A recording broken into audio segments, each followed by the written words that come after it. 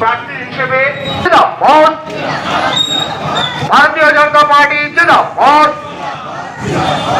আগামী 29 এপ্রিল আসছে দিন শ্রীযুক্ত বিপ্লব মন্ডল মহাশয়কে ভারতীয় জনতা পার্টির পদ্মফুলচিতে ভোট দিয়ে জয়যুগল।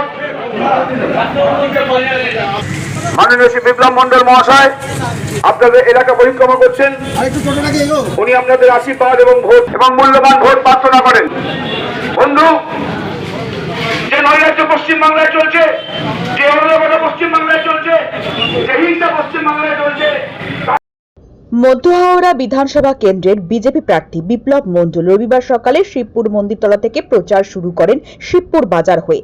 জোড়াপুকুর মাঠ বেনে মিস্ত্রি লেন হয়ে মন্দিরতলা এসে প্রচার শেষ করেন তিনি। সাধারণ মানুষের কাছ থেকে ভালোই সাড়া পাচ্ছেন এবং তিনি জানান ডাবল ইঞ্জিন সরকার গড়বে এই বাংলায়, মানুষ শান্তিপূর্ণভাবে দিতে পারবে ভোট এবং পরিযায়ী শ্রমিকদের জন্যই রাজ্যে হবে কর্মসংস্থান।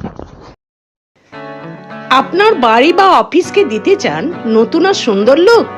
তাহলে আজই যোগাযোগ করুন সানরাইজ অ্যাসোসিয়েটের সাথে।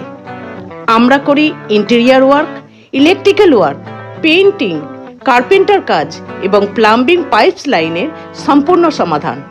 ভালো মানের কাজ, নিখুঁত ফিনিশিং এবং সময় মতো ডেলিভারি, এটাই আমাদের অঙ্গীকার। আজই চলে আসুন 56/1 আন্দুল রোড, দানেশ সেগলেন, ground floor, Howrah 9। Sunrise Associate, আপনার স্বপ্নের বাড়ি আমাদের দায়িত্ব। সাধারণ মানুষের উৎসাহ তো খুব বেশি আছে এবং আপনারা দেখতেই পাচ্ছেন মানুষের উৎসাহ এবং মানুষের উদ্দীপনা, প্রত্যেকে কিন্তু পরিবর্তন চাইছেন। এই জঙ্গলের সরকার কেউ রাখতে রাজি নয়। এবারে কি বিজেপি ডবল ইঞ্জিন সরকার আসবে? অবশ্যই আসবে।